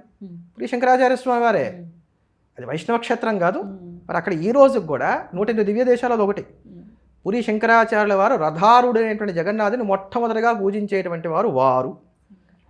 అది శంకరులకు ఉన్నటువంటి గొప్పతనం. ఈ రోజుకి కూడా 108 దివ్య దేశాల్లో ఒకటి అష్టాక్షరి ప్రభవించిందని చెప్పబడుతున్నటువంటి బదరీ క్షేత్రంలో బద్రీనారాయణ ప్రతిష్ఠ చేసింది శంకర భగవత్పాదాచార్యుల వారు. అక్కడ ఉన్నటువంటి వారిని రావల్సి అంటారు. వారు నంబూతిరి బ్రాహ్మణులు, కేవలం నంబూతిరి బ్రాహ్మణులు, వాళ్ళు వైష్ణవులు గారమ్మా, వాళ్ళు స్మార్తులు. మరి ఇంత చరిత్ర ఉంటే ఇది కాదనటం మరి మనకి హాస్యాస్పదం అవదా? చదవనట్ట, చదివి కూడా వ్యతిరేకత రీత్యా ఇట్లా మాట్లాడటం ఎట్లా అర్థం చేసుకోవాలంటే? చదవలేదు అని నేను అనుకోను. ఇప్పుడు నేను మిమ్మల్ని తిట్టాలనుకున్నాను అనుకోండి, మీ గురించి నేను లోటుపాట్లే ఫస్ట్ నేను తెలుసుకుంటాను, మీ మంచితో నాకు పని లేదు. కనుక ఇప్పుడు సంప్రదాయంలో ఉన్నటువంటి వారు మరొక సంప్రదాయం గురించి మాట్లాడాలంటే ముందు ఆ సంప్రదాయాన్ని గురించి క్షుణ్ణంగా తెలుసుకుంటారు. అందులో కూడా ఏవైతే మనకు అంత పెద్దగా సమర్థనీయంగా అనిపించవో మన మనసుకి, వాటి మీద ఎక్కువగా ఫోకస్ కూడా పెడతాం. కనుక వీరు శంకరాచార్యుల వారి యొక్క జీవిత చరిత్రను చదవలేదు అనేటువంటి మాట అయితే నేను అనుకోను. కావాలని చరిత్రని వక్రీకరణ చేయడం కోసం, శంకర భగవత్పాదాచార్యుల వారిని వైష్ణవులుగా చిత్రీకరణ చేయడం కోసం, శంకరుల యొక్క చిత్రామ్నాయ పీఠాలే అసలు వారు స్థాపన చేయలేదని అంటే కనుక ఆ పీఠాలే లేవని నిరూపణ చేయడం కోసం ఇటువంటి వ్యాఖ్యలు అంతే. అసలు అది కుట్ర కావచ్చు, కుతంత్రం కావచ్చు, వారి మనసులో ఉన్నటువంటి శివద్వేషం అనేటువంటి కుళ్ళు బయటకు మాటల రూపంలో వచ్చినటువంటి అది దాన్ని ఏమంటారు దుర్వాసనగా మనం భావన చేయొచ్చు. మాటల దుర్వాసన రూపంలో వచ్చినట్టుగా కూడా మనం భావన చేయవచ్చు. నేను ఎక్కడ మళ్ళీ చెప్తున్నాను, జిఆర్ స్వామి వారి యొక్క ఫాలోవర్స్తో సహా అందరికీ నేను చెప్తుంది ఏంటంటే, నేను జిఆర్ స్వామి వారి మీద ఎక్కడా కూడా విద్వేషపూరితమైన వ్యాఖ్యలు నేను చేయట్లా. వారు మాట్లాడినటువంటి దాన్ని నేను సిద్ధాంతపూర్వకంగానే ఖండన చేస్తున్నాను. ఎందుకంటే ఇది మనకు అనాదిగా మన సనాతన ధర్మం మనకు నేర్పినటువంటి గౌరవ మర్యాదలు. ఇదివరకు లాగా లేదండి కాలం. మనం చూసుకుంటే ప్రతి ఒక్కరు స్పందిస్తున్నారు. తెలిసిన వాళ్ళు మీరు ఇందాక చెప్పినట్టుగా 100% కరెక్ట్. తెలిసిన వాళ్ళు మాట్లాడకపోతే కొన్నాళ్ళకి అదే నిజమైపోతుంది. సోషల్ మీడియాని వేదికగా చేసుకుని వాళ్ళకి తెలిసిన ఏ చిన్న విషయాన్నైనా చెప్తున్నారు, ఖండిస్తున్నారు. ఇది తప్పు అంటే తప్పు అని ఖండిస్తున్నారు. మరి ఇంత మోడర్న్ లేడీ అని మాట్లాడిన మోడర్న్ స్వామీజీ వారికి తెలీదా? వారికి సపర్యలు చేసే వాళ్ళైనా ఉప్పందించవచ్చు కదా, ఏమంటే మనం ఇలా మాట్లాడుతూ ఊరుకోరండి, ఖచ్చితంగా అందరూ మాట్లాడతారు అని చెప్పి. వాళ్ళకి కావాల్సిందే ఇదా? అసలు ఏమని అర్థం చేసుకోవచ్చండి? వివాదాలకి ఇదేమి నాందిగా వారు ఏం లేరుగా, అనాదిగా వివాదాస్పదమైనటువంటి వ్యాఖ్యలు చేస్తున్నారు కనుక అది వారి స్వభావం ఏమో అని నేను అనుకుంటున్నాను. ఎందుకంటే ప్రతి వారికి ఒక స్వభావం ఉంటుంది. పులి మేమను, పులి గాండ్రించును, జీరస్వామి వారు ఇలా ఉండురు, ఇట్లా మనం అది వారి స్వభావంగా అనుకోవాలి. సో ఇందాక మీరు అన్నట్టుగానే శంకరుల్ని వైష్ణవులుగా ఖచ్చితంగా అభివర్ణిస్తూనే ఉన్నారు. ఆయన శుద్ధ వైష్ణవుడు అని ఆయన క్లియర్గా చెప్పేసేటటువంటి వైనం ఎట్లా అర్థం చేసుకోవచ్చు? వైనం ఏంటి, వారు అదే మాట అన్నారు. శంకరులు నారాయణ పరాయణులు, వారు శుద్ధ వైష్ణవులు. వారి బ్రహ్మసూత్రాలు ఇత్యాదులు కనుక చూసుకున్నట్లయితే ఇంకా అక్కడక్కడన్నా రామానుజులు మొహమాటానికి సర్వేశ్వరేశ్వర అన్నారు, కానీ వీరు చాలా స్పష్టంగా విష్ణు, కృష్ణ, వాసుదేవ ఇట్లానే చెప్పారు అనేటువంటి మాట చెప్పారు. అంటే శుద్ధ వైష్ణవుడు అంటే వీర వైష్ణవుడు అని అర్థం. వారు ఇంకే దేవతని కూడా అంగీకరించకూడదు. శంకర సాహిత్యాన్ని మనం 3 భాగాలు చేయాలి. 3 భాగాలు చేస్తే మొదటిది ప్రస్థానత్రయం అవుతుంది. బ్రహ్మసూత్రములు, భగవద్గీతా భాష్యము, బ్రహ్మసూత్ర భాష్యం, భగవద్గీతా భాష్యం, తర్వాత ఉపనిషత్ భాష్యం.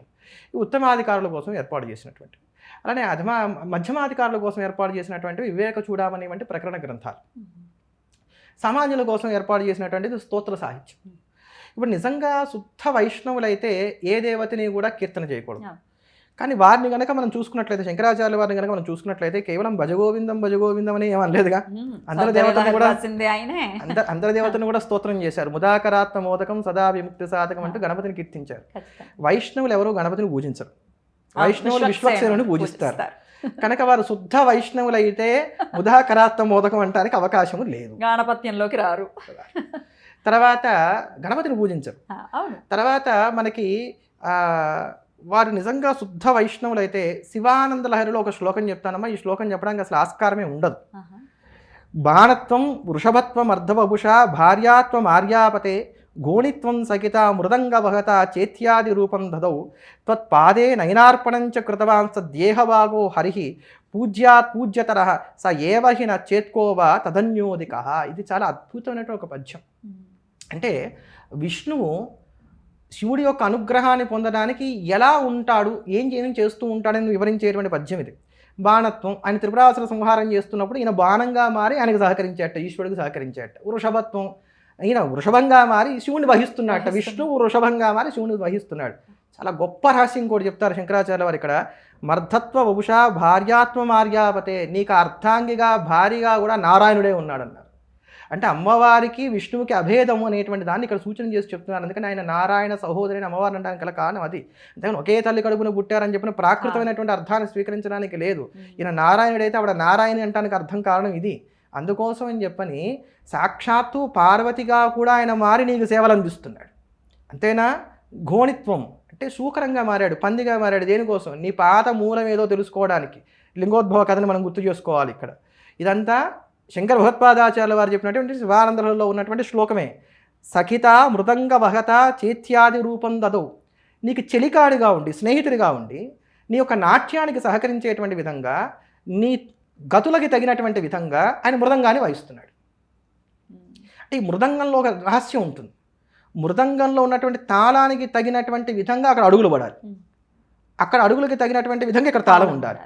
అంటే ఈ తాళానికి అనుగుణంగా ఆయన నాట్యం చేస్తున్నాడా, ఆయన నాట్యానికి అనుగుణంగా ఈయన మృదంగా వాయిస్తున్నాడా ఎవరు తెలియదు. అందుకనే హరిహరులు ఎప్పుడూ అవిభాజ్యులు, అభేదం. త్వత్పాదే నయనార్పణంచ కృతం వా స్వదేహభాగో హరి.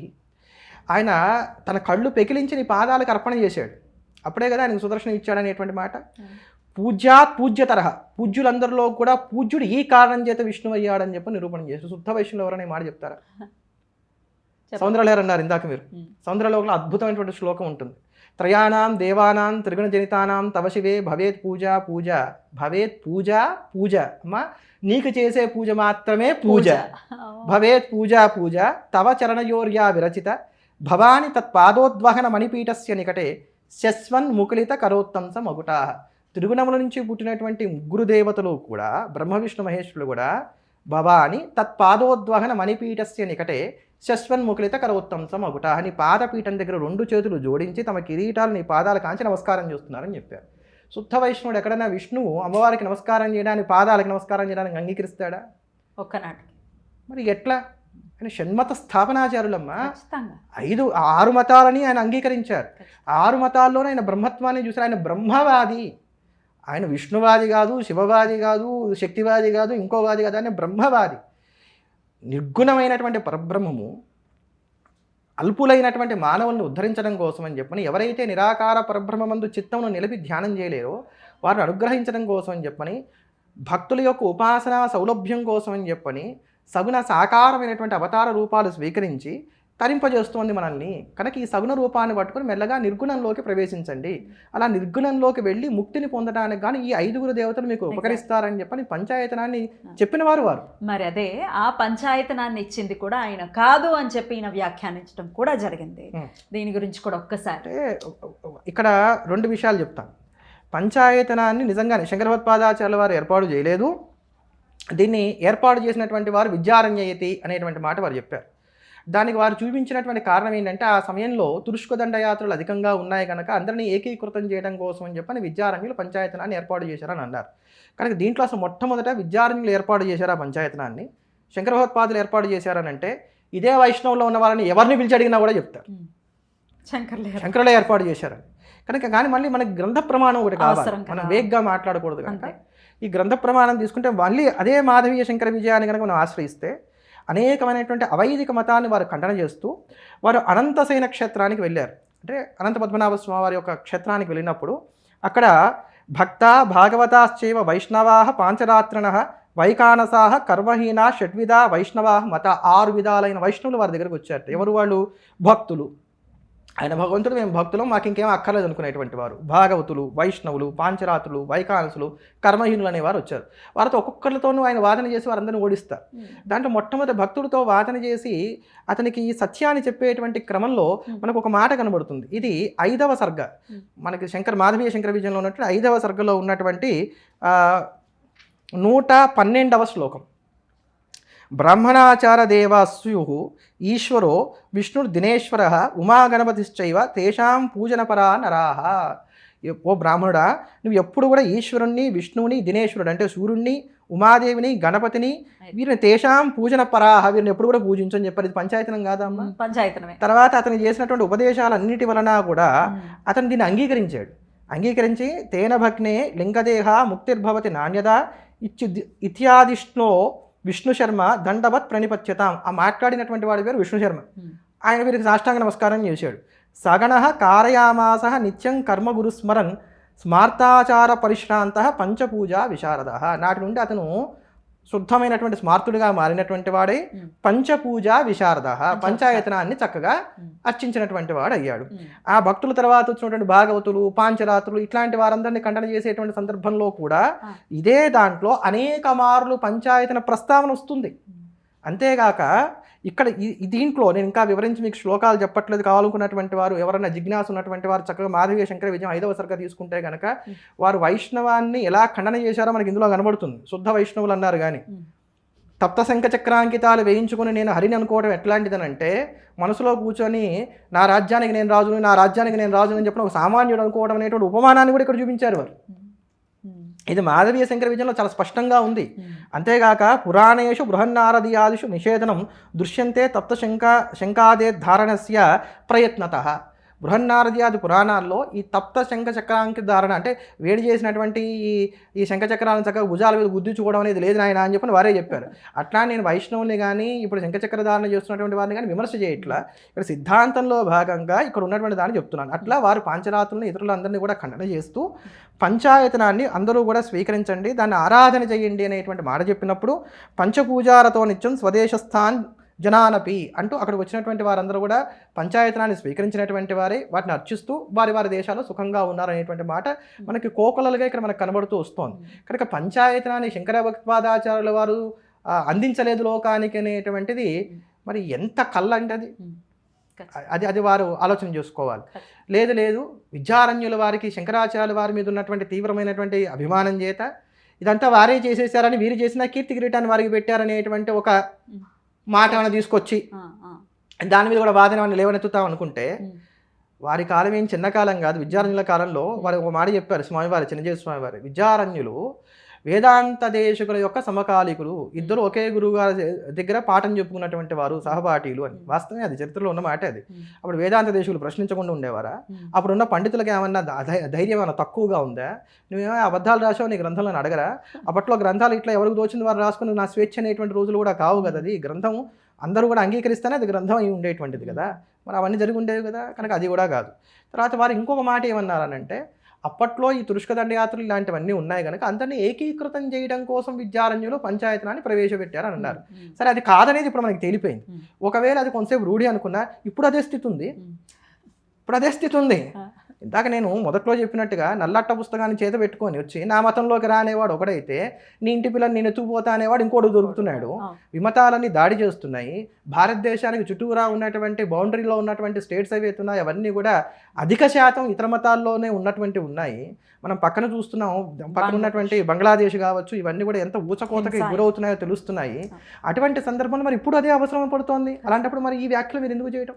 అటువంటి అసలు ఈ సమయంలో ఈ వ్యాఖ్యలు చేసి సమాజాన్ని ఇలా విచ్ఛిన్నం చేస్తే కలిగే లాభం ఏమిటి? మా బోటి గృహస్థుల కన్నా లేకపోతే సామాన్యుల కన్నా మీ బాధ్యత చాలా పెద్దది. సమాజము పెడత్రోవ పడుతుంటే చెయ్యి పట్టుకొని లాగి వాళ్ళని సరైనటువంటి దారిలో పెట్టి మీరు ఇలా ఉండాలి అని చెప్పని వారికి ఒక మంచి దిశానిర్దేశం చేయవలసినటువంటి గురుతర బాధ్యతను వహించినటువంటి వారు మీరు. ఇక్కడ కాషాయం కట్టారు, చేతిలో సత్యదండం పుచ్చుకున్నారు, మీ బాధ్యత అది. ఖచ్చితంగా మేము మిమ్మల్ని నమ్ముతాం. సీతమ్మ తల్లే మాకు ఆదర్శం. సీతమ్మ తల్లి ఎలా నమ్మింది? కాషాయం పట్టుకొని వస్తేనే కదా నమ్మింది. మేము అలాగే మిమ్మల్ని నమ్ముతాం.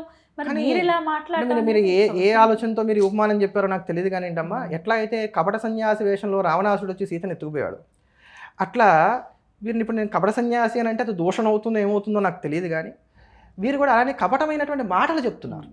అది శోచనీయం. మీరు రామానుజ వైభవం చెప్పండి, ఆళ్వార్ల గురించి చెప్పండి, మీ సిద్ధాంతం ఎంత చెప్పండి. ఇప్పటికి ఎంతమందిని స్మార్తుల్ని వారు వైష్ణవంలోకి తీసుకెళ్లారమ్మా? ఎవరమన్నా ప్రతిఘటిస్తున్నామా? ఎవరిష్టం వారిది. కానీ ఇట్లా చరిత్రని వక్రీకరణ చేస్తూ సమాజంలో విద్వేషాలు రెచ్చగొట్టేటువంటి వ్యాఖ్యలు చేయడం అనేది మాత్రం ఎవరైనా సరే ఖండన చేయవలసినటువంటి. వారు చెప్పిన దాఖలాలు ఉన్నాయో లేదో నాకు తెలియదు కానీ రామానుజాచార్యుల వారు మరి ఇటువంటి పీఠాలను ఏమైనా స్థాపన చేశారా? మీకేమైనా వాటికి సంబంధించిన అవగాహన? ప్రశ్న వేశారు. అసలు వారు ఆ పీఠాల గురించి చెప్పుకుంటే అయిపోతుంది కదా. శంకరాచార్య వారి పీఠాలు, శంకరాచార్య వారి గోళ అంటే ఏంటంటే ఎంతగా రామానుజుల గురించి ఆలోచిస్తున్నా కానీ ఎక్కడో మనకు తెలుస్తోంది అనమాట శంకరులు గొప్ప. అందుకని భయంగా అంటే సామాన్యులకు అర్థం అవడం కోసం చెప్తున్నాను నేను. ఈ పదాలు వాడకూడదు కానీ మనకి సినిమాల్లో ఒక డైలాగ్ ఉంటుంది, కంటెంట్ ఉన్నటువంటి వాడికి కట్అవుట్ అవసరం లేదు. అట్లా ఇది మనకి అవసరం లేకుండానే వస్తున్నటువంటి మాటలు ఇవన్నీ కూడా. రామానుజాచార్యుల వారు 74 సింహాసనాలు ఏర్పాటు చేశారు అని చెప్పని వారి జీవచరిత్ర చెప్తుంది. ఏంటండి 74. శంకర భగవత్పాదాచార్యుల వారు ఏర్పాటు చేసింది భారతదేశానికి 4 చెరువుల 4 పీఠములు. కానీ ఇవి ఈ రోజుకి సుస్థిరంగా ఉన్నాయి, దేదీప్యమానంగా ఉన్నాయి. వాటి చేత ఆస్తిక సమాజం సురక్షితంగా ఉంది. ఈ రోజుకి కూడా వారు చెప్పేటువంటి మాటను అందరూ కూడా శాసనంగా స్వీకరిస్తున్నారు. వాటి గౌరవం అప్రతితంగా సాగుతోంది. కానీ రామానుజాచార్యుల వారు ఏర్పాటు చేసినటువంటి 74 సింహాసనాలు ఎక్కడున్నాయనేది చాలా మందికి అసలు తెలియని కూడా తెలియదు. రామానుజు నేను తక్కువ చేయట్లేదు, నేను విషయం మీరు అడిగారు కనుక నేను అంతవరకే ప్రస్తావన చేస్తున్నాను. ఈ 74 పీఠాల్లో గృహస్థులైనటువంటి వారు ఉన్నారు, ఎతులుగా ఉన్నటువంటి వారు ఉన్నారు, అనేకమైనటువంటి ప్రాంతాల్లో ఉన్నాయి.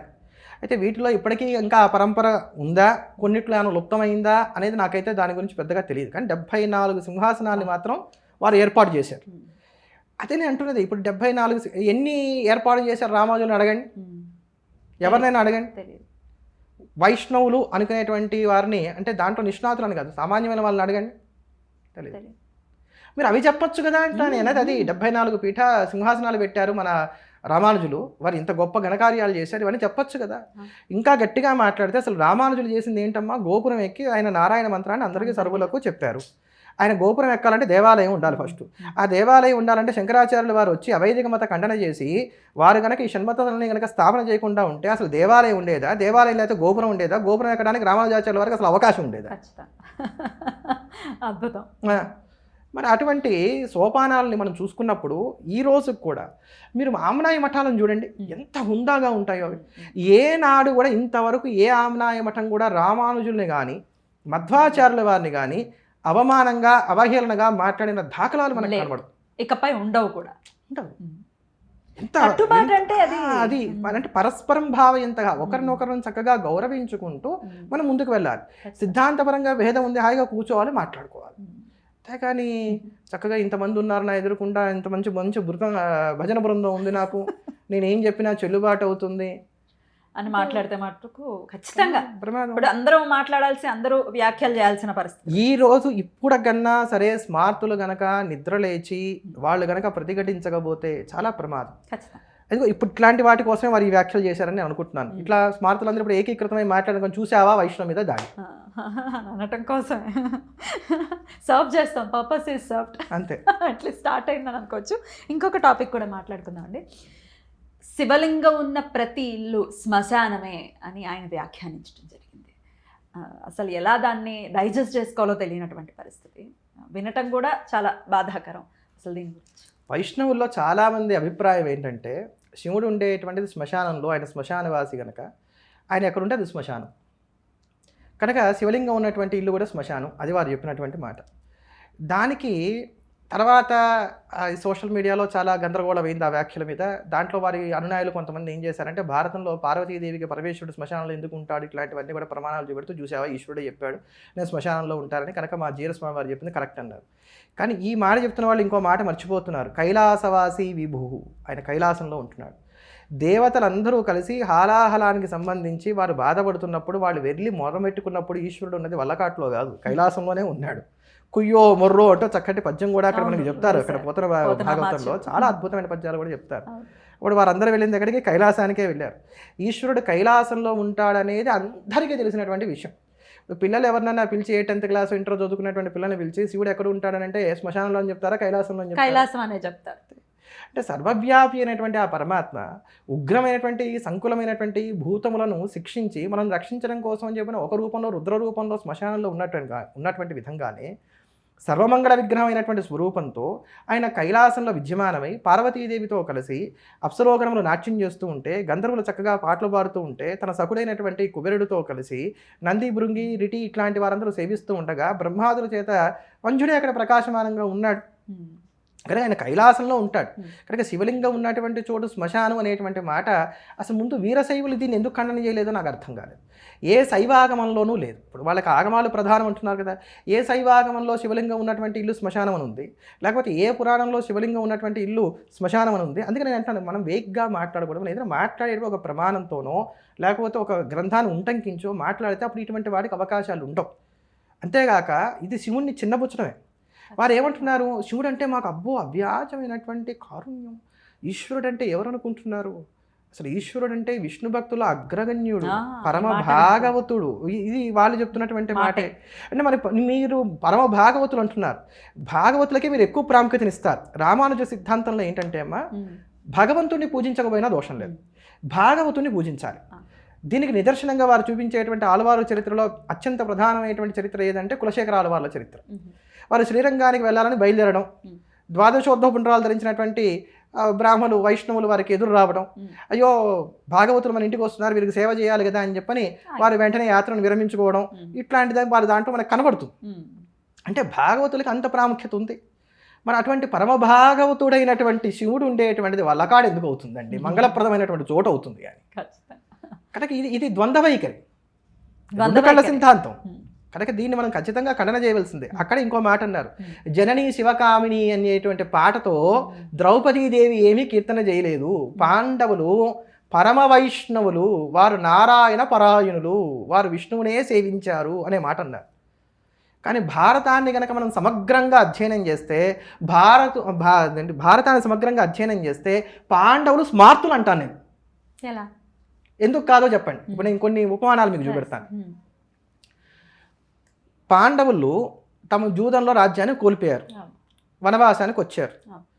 జోముడి దగ్గరికి యుధిష్ఠుడు వెళ్ళాడు, నన్ను నమ్ముకొని ఇంతమంది వచ్చారు వనాలకి, వీళ్ళందరికీ నేను తిండి పెట్టాలి రాజుని. రాజు అంటే అప్పటికి రాజ్యం లేకపోయినా రాజే, వీళ్ళందరికీ తిండి పెట్టాలి. మరి ఎట్లా అంటే జోముడు ఏమన్నాడు, సూర్యోపాసన చేయన్నాడు. సూర్యుని ఉపాసన చేశాడు. పంచాయతీలో ఒక దేవత వచ్చింది, ఆయన చక్కగా అక్షయ పాత్రను పుచ్చుకున్నాడు. తర్వాత వనవాసం పూర్తయింది, అజ్ఞాతవాసానికి వెళ్ళాలి. విరాట నగరంలో ప్రవేశించడానికి ముందు అత్యద్భుతమైన దుర్గా స్తోత్రం చేశాడు ఆయన. సప్తశతి కాదమ్మా, దుర్గా స్తోత్రం ఒకటి చేశాడు. ఆ దుర్గా స్తోత్రం చాలా విస్తారంగా ఉంటుంది, ఎంతో విస్తారమైనటువంటి శ్లోకాలు చాలా గొప్పగా నృతి చేస్తాడు ఆయన. యుధిష్ఠుడు చేస్తాడు. భారతంలో మనకి 2 దుర్గా స్తోత్రాలు కనబడతాయి, అందులో ఇదొక స్తోత్రం. దానికి అమ్మవారు అనుగ్రహించి రక్షిస్తానని చెప్పిన మాటిస్తుంది, శక్తి వచ్చేసింది, అమ్మవారు వచ్చి పంచాయతనంలో అయిపోయింది.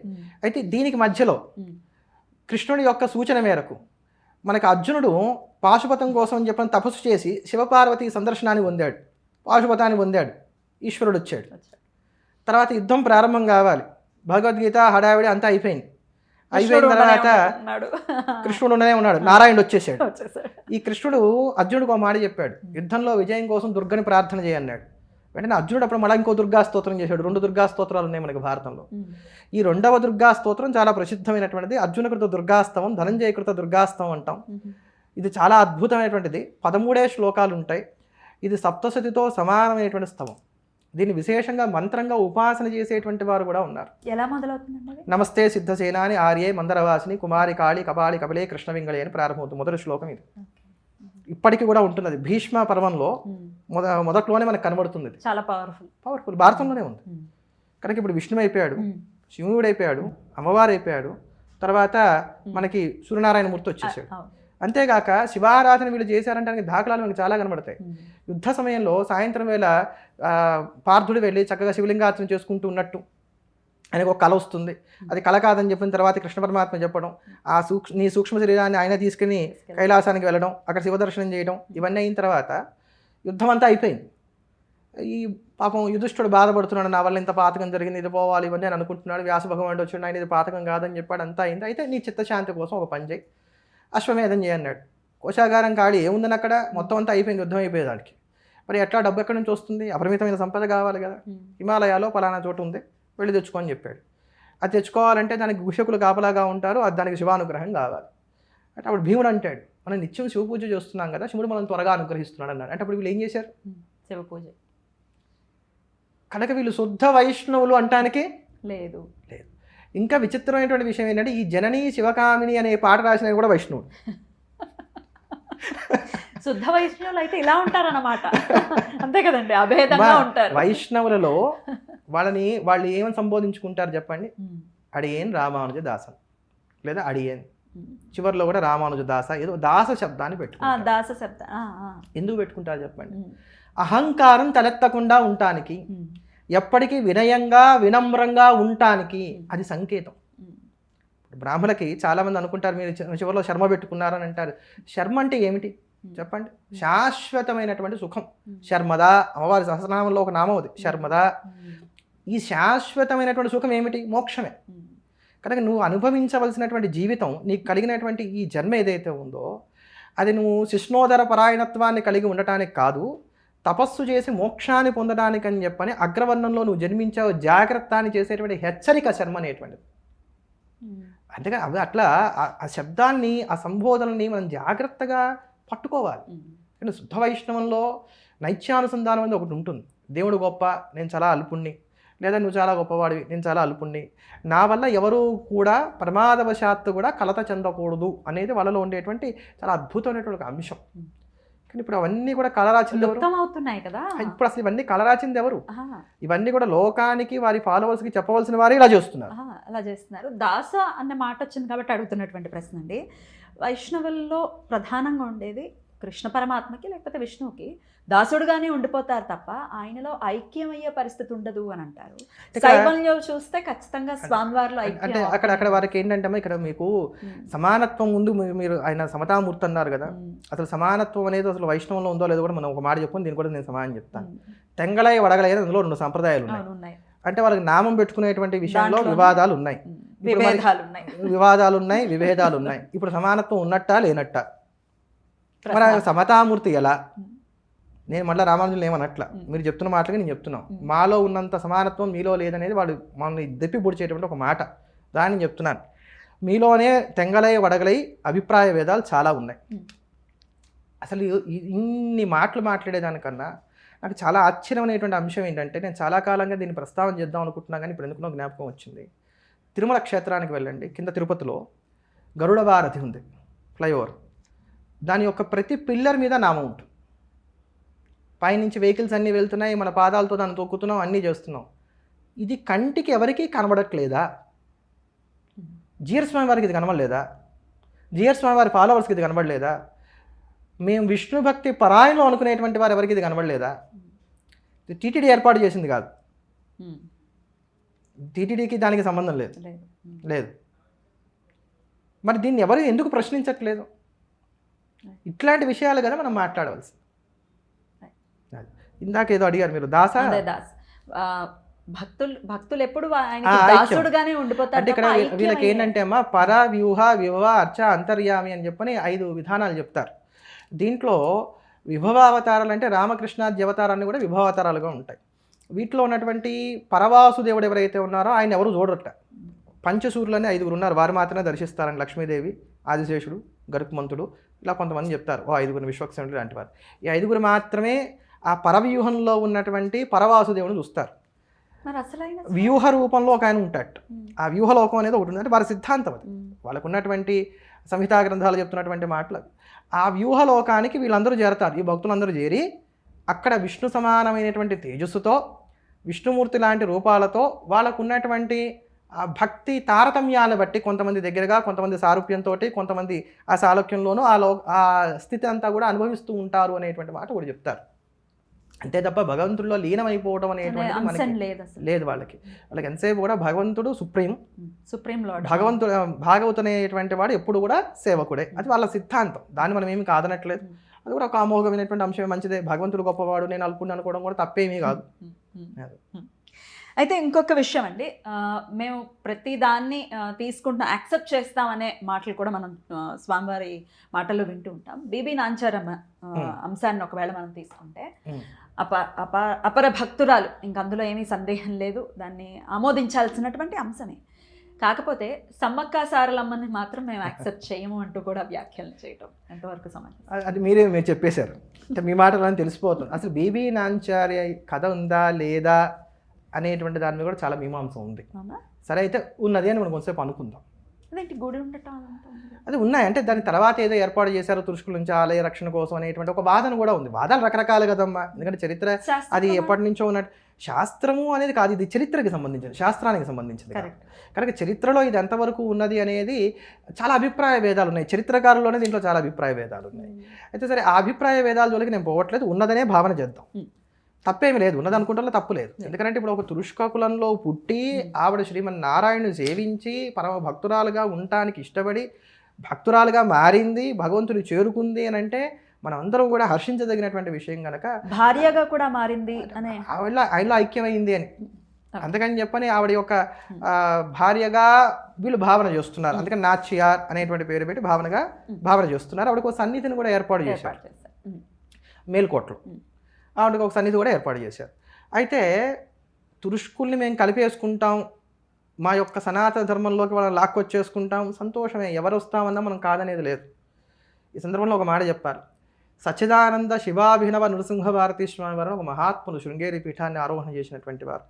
ఇప్పుడున్నటువంటి స్వామివారు భారతీర్థ స్వామివారు, వారి గురుగారు విద్యాతీర్థ స్వామివారు, వారి గురుగారు చంద్రశేఖర భారతీ స్వామివారు వారి గురువారు ఈ సచ్చిదానంద శివాభినవ నృసింహ భారతీ స్వామి వారి వీరే ఇప్పుడు మనం చూస్తున్నటువంటి కాలడీ క్షేత్రాన్ని కనుగొని అక్కడ ఆలయ నిర్మాణం చేసి ఇక్కడే శంకర భగవత్పాదులు ప్రభవించారని మనకు చెప్పినటువంటి మహాత్ములు. వారు ఒక ఇది చెప్తారు ఏంటంటే, వారు దీని గురించి ఒక మాట చెప్తూ ఏమంటారంటే గనక, ఎవరైనా సరే ఇతర మతాల్లోకి వెళ్ళిపోయారు, వాళ్ళు తిరిగి మన మతంలోకి రావాలి అనుకుంటే దానికి ఏంటి విధానం ఒకటి. రెండవది, అసలు జన్మతహానే ఇతర మతాల్లో జన్మించిన వాళ్ళు మన మతంలోకి రావాలనుకుంటున్నారు, దానికి విధానం ఏమిటి అంటే వారు ఒక మాట చెప్పారు. దాంట్లో ఇతర మతాల్లోనే జన్మించి, ఏ మతం అన్నా కావచ్చు, ఇతర మతాల్లో జన్మించి మన మతంలోకి రావాలనుకుంటే దానికి ఏ విధానం అక్కర్లేదు, వచ్చేయడమే. ఎందుకు అని అంటే ప్రపంచం అంతా సనాతన ధర్మమే, నేను సనాతన ధర్మానికి చెందని వాడని అనే భావన అతను అనుకుంటున్నాడు, కానీ అందరూ సనాతన ధర్మీయులే. అంటే ఒక క్రైస్తవుడు నేను క్రైస్తవుని అనుకుంటున్నాడు, కానీ వాస్తవానికి అతను సనాతన ధర్మానికి సంబంధించిన వాడే. ఒక తురుష్కుడు పురాతనమైంది, ఎలాంటి నుంచో ఉన్నది. క్రీస్తు నుంచి క్రైస్తవం వచ్చిందని వీళ్ళు చెప్తున్నారు, లేదా ఆయన తర్వాత కొంతకాలం నుంచి వచ్చిందని చెప్పుకుంటున్నారు, ఏదో ఇంకో ప్రవక్త నుంచి ఈ మతం వచ్చిందని చెప్పుకుంటున్నారు. కానీ ఈ సనాతన ధర్మం ఎప్పటి నుంచి ఉంది అంటే ఈ ప్రవక్తలు ఎవరు కూడా పుట్టక ముందు నుంచి ఉంది. అందుకని అందరూ సనాతన ధర్మానికి సంబంధించిన వారే నాయన. వారు ఇప్పటికి ఆ సత్యాన్ని గ్రహించినటువంటి వారే, వారు పుణ్యాలు ఇప్పుడు పండి దీంట్లోకి రావాలనుకుంటున్నారు కనుక ఇక దానికి ఏం అక్కరా, వాళ్ళు సనాతన ధర్మానికి సంబంధించిన వారే అని చెప్పారు. కనుక ఎవరన్నా ఈ ధర్మంలోకి వచ్చేయాలనుకుంటే వచ్చేయచ్చు. నదులన్నీ సముద్రంలో కలిసినట్టుగా ఈ ధర్మంలో అందరూ కలిసిపోవచ్చు, ఏం అభ్యంతరం లేదు. కానీ అటువంటి విధర్మీయురాలైనటువంటి బివి నాచ్యార్ని అంగీకరించినటువంటి మీరు సమ్మక్కాసారని మరి ఎందుకు గౌరవించట్లేదు, లేదా వారిని ఎందుకు అంగీకరించలేకపోతున్నారు అనేది నాకు ఆశ్చర్యకరమైనటువంటి అంశం. గౌరవించకపోయినా పర్వాలా, అంగీకరించలేకపోవడం అనేది ఆశ్చర్యకరమైనటువంటి అంశం, శోచనీయం. ఎందుకంటే మన ధర్మానికి సంబంధించినటువంటి వారు రాయిని రప్పని కూడా భగవంతుడిగా భావన చేసేటువంటి మనం ఒక వారిద్దరిలో దేవీ తేజస్సు ఉంది అని చెప్పిన మనం భావన చేసి వారిని వనదేవతలుగా కొలిస్తే నష్టం ఏం లేదు కదా, లేదు కదా. అంతేనండి. నిజంగానే అది కాదు అనుకున్నట్లయితే ఇంతకాలం ఇన్ని పీఠాలు వర్ధిల్లుతున్నటువంటి ఈ దివ్య దేశంలో ఒక్కళ్ళన్నా ఖండన చేయకుండా ఉండేవాళ్ళండి. సనాతన వైదిక పీఠాలలో అది స్మార్తం కావచ్చు, వైష్ణవం కావచ్చు, ద్వైతం కావచ్చు, విశిష్టాద్వైతం కావచ్చు, అద్వైతం కావచ్చు, ఒక్కళ్ళన్నా సనాతన వైదిక పీఠాల్లో ఉన్నటువంటి వారు ఖండన చేసినటువంటి వారు ఉన్నారా? వందల సంవత్సరాలుగా ఆ సంప్రదాయం కొనసాగుతోంది. దాన్ని బట్టే దాన్ని అందరూ ఆమోదించారని తెలుస్తాం. అందరూ ఆమోదించినా మేము ఆమోదించాం. నేను చెప్తున్నా, ఇది మాకంటూ ఒక ప్రత్యేక సిద్ధాంతం ఉంది, మాకంటూ ఒక ప్రత్యేక చరిత్ర ఉంది, మేమేదనుకుంటే అదే చరిత్ర, మేమేదనుకుంటే అదే సిద్ధాంతం. కనుక వివాదాలు రాజేసి లోకంలో అన్రెస్ట్ క్రియేట్ చేయడం కన్నా అందరినీ సమైక్యపరిచి ఒక తాటి మీదకి నడిపించవలసినటువంటి గురుతర బాధ్యత కలిగినటువంటి చిన్నజీవ స్వామి వారు ఇప్పటికైనా సరే వివాదాలకి దూరంగా ఉంటూ, ముఖ్యంగా స్మార్తుల యొక్క మనోభావాలు దెబ్బతినేటువంటి విధంగా, అసలు శంకరాచార్యుల వారిని హైజాక్ చేసుకునేటువంటి విధంగా వారు చేసినటువంటి వ్యాఖ్యలు ఏవైతే ఉన్నాయో, స్మార్తాన్ని అసలు ఎత్తివేయడానికి కానీ వారు చేసినటువంటి ఎత్తుగడ ఏదైతే ఉందో దాన్ని మేము పూర్తిగా ఖండన చేస్తూ ఈ వ్యాఖ్యలు వారి వెనక్కి తీసుకోవాలి, ఉపసంహరించుకోవాలి, లేదా ఇప్పుడు మేము ఎలా అయితే ప్రమాణాలు చూపించామో దానికి అట్లా వారి గ్రంథ ప్రమాణాన్ని, చరిత్ర ప్రమాణాలని వారు చూపించాలని చెప్పని మేము అన్ని సవినయంగా విన్నపం చేసుకుంటున్నాం. ఇప్పటికైనా ఇటువంటి వివాదాలకి దూరంగా ఉంటూ అందరినీ రామానుజ సిద్ధాంతం వైపు వారు నమ్ముకున్నటువంటి సిద్ధాంతం అది కనుక దాని వైపు నడిపిస్తూ భగవంతుడి యొక్క కళా కాలక్షేపాలన్నీ కూడా అందరితోనూ చేయిస్తూ ఆ భాగవతాన్ని చక్కగా అందరికీ కూడా సప్రమాణంగా చెప్తూ, రామాయణాన్ని చెప్తూ, వాటన్ని కూడా వివరిస్తూ, అందులో ఉండేటువంటి ధర్మ సూక్ష్మాలు వివరిస్తూ, పెడత్రోవలో ఉన్నటువంటి వారిని సన్మార్గంలోకి తీసుకొచ్చేటువంటి వారి అసలైనటువంటి బాధ్యత ఏదైతే ఉందో దాన్ని వారు ఇప్పటికన్నా నిర్వహిస్తారని చెప్పని భావిస్తున్నాను. అలా ఉండాలని చెప్పని కోరుకుంటున్నాను. ఈ వ్యాఖ్యలు ఖచ్చితంగా వారు వెనక్కి తీసుకుంటే మాత్రం మేము అందరం సంతోషపడతాం. ఖచ్చితంగా. సమయం ఇచ్చినందుకు కృతజ్ఞతలండి. నమస్కారం. నమస్తే.